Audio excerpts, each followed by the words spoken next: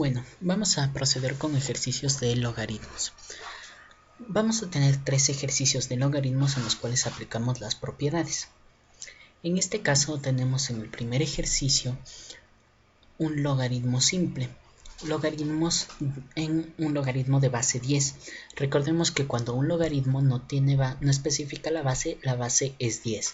Tenemos logaritmo de base 10 de 2 por 3 dividido para 7 elevado a la cuarta. Vamos a descomponer este logaritmo para poder resolverlo de mejor manera usando propiedades.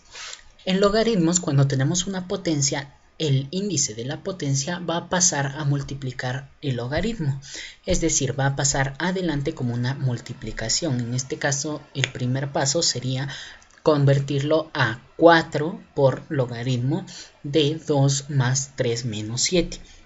Ahora, cuando tenemos una suma o resta de los logaritmos con una misma base, entonces podemos descomponer en logaritmos individuales. En este caso tendríamos a 4 que multiplica al logaritmo de 2 más logaritmo de 3 más logaritmo menos logaritmo de 7, teniendo así como resultado finalmente este resultado. Luego tenemos un ejercicio un poco más complejo en el cual vamos a hacer lo mismo y aplicando propiedades vamos a convertir un logaritmo complejo a sus logaritmos más simples para resolver de mejor manera o llegar a una solución. En este caso tenemos logaritmo de base 2 de raíz cúbica de x sobre 2y elevado al cuadrado. Para empezar, vamos a convertir la raíz a potencia para poder ejecutar el mismo procedimiento que ejecutamos en el ejercicio previo. Tenemos así que el logaritmo de base 2 va a ser a x sobre 2y elevado al cuadrado elevado a un tercio, que un tercio vendría a ser la forma de potencia de raíz cúbica.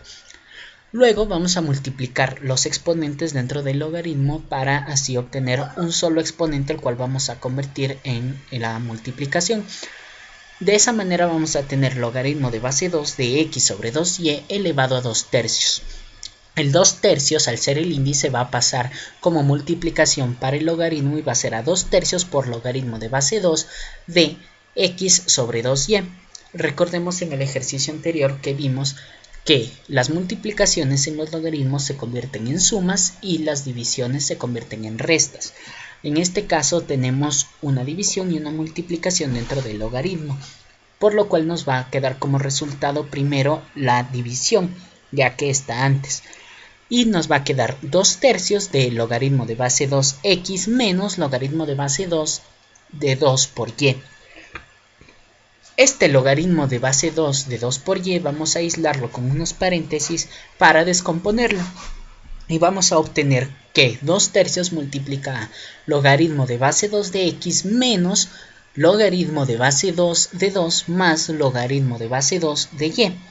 Teniendo así este resultado en el cual vamos a destruir los paréntesis para poder obtener un solo nivel. De esa manera, para destruir los paréntesis vamos a multiplicar el menos por los símbolos interiores. De esa manera vamos a obtener que 2 tercios multiplica al logaritmo de x menos por más menos, por lo que obtenemos menos logaritmo de base 2 de 2, menos por más menos, por lo que obtenemos menos logaritmo de base 2 de y. Este mismo proceso se puede aplicar a la inversa, por lo cual tengo un ejercicio simple en el cual aplicamos estas propiedades para diversos logaritmos de misma base, componerlos a un solo logaritmo, lo cual se puede aplicar a cualquier tipo de logaritmos, siempre que tengan esta misma base. En este caso tenemos logaritmo de base 10, ya que no se especifica la base, logaritmo de x menos 2 logaritmo de y más logaritmo de z. En el caso del 2 logaritmo de y ya tenemos una propiedad, tenemos la potencia. En este caso ese 2 va a pasar como índice del logaritmo, dándonos como resultado logaritmo de x menos logaritmo de y al cuadrado más logaritmo de z.